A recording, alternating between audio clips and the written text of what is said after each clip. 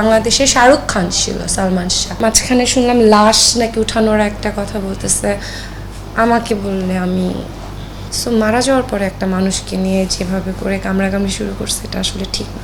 আল্লাহ তাআলা তাকে ব্যস্ত নসিব করুক। আর যদিও আত্মহত্যা মহাপাপ, আমরা কেউ জানি না আসলে উনি আত্মহত্যা করেছেন কিনা, কিন্তু এই যে এত বছর পর ওনাকে নিয়ে আবার কথা হওয়া, মাঝখানে শুনলাম লাশ নাকি উঠানোর একটা কথা বলতেছে, আমাকে বললে আমি সালমান শাহ যে এই যে এখন আত্মহত্যা ষড়যন্ত্র এখন হচ্ছে যে হ্যাঁ, এই বিষয়টা কেমন লাগছে? ভালো লাগে না, ভালো লাগে না। একটা মৃত মানুষকে নিয়ে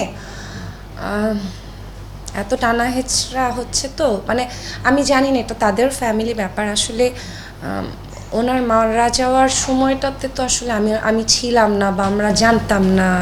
মানে এখন দেখি অনেকেই এসে অনেক কিছু বলে, কিন্তু আমাকে পার্সোনালি জিজ্ঞেস করেছেন, উনি অনেক বড় মাপের একজন শিল্পী ছিলেন। যখন আমি এফডিসিতে শুটিং করতে যাই তখনও শুনেছি তার কথা, এবং অভিনয়ের মানে যারা অ্যাক্টিং করে, অ্যাক্টর, আর উনি তো ওই সময় একদম ডিফারেন্ট অ্যাক্টর, মানে তার অরাকে সবাই নকল করছিল। সে তো বাংলাদেশে শাহরুখ খান ছিল, সালমান শাহ।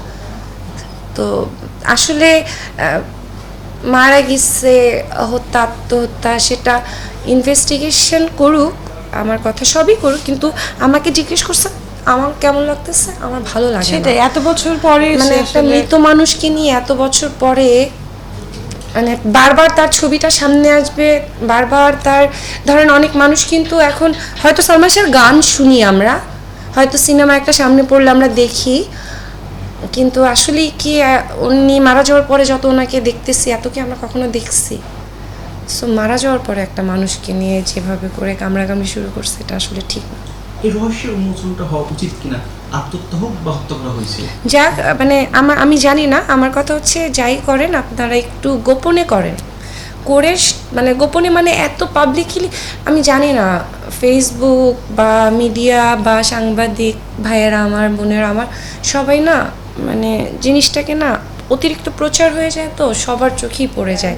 আমি বুঝি এতে করে ভিউজ আসে, বাট একটা মানুষের রুহও তো আল্লাহ তাআলা তাকে ব্যস্ত নসিব করুক। আর যদিও আত্মহত্যা মহাপাপ, আমরা কেউ জানি না আসলে উনি আত্মহত্যা করেছেন কিনা, কিন্তু এই যে এত বছর পর ওনাকে নিয়ে আবার কথা হওয়া, মাঝখানে শুনলাম লাশ নাকি উঠানোর একটা কথা বলতেছে, আমাকে বললে আমি আসসালামু আলাইকুম দর্শক, আমি অহনা রহমান। আপনারা সবাই আমার জন্য দোয়া করবেন, আপনারা ভালো থাকবেন।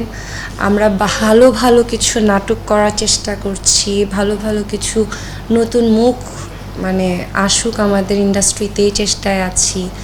আপনারা আমাদের জন্য দোয়া করবেন, আর সবাই সবাইকে ভালোবাসা দিয়ে যাবেন। এত ঘৃণার আসলে কিছু নাই। পৃথিবী 2 দিনের, আজকে মরে গেলে কালকে আপনার 4 দিনকে 5 দিনের দিন আপনার নামও ভুলে যাবে।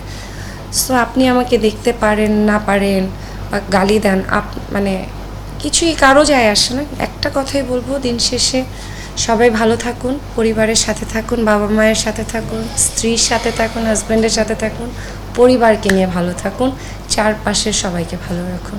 Thank you.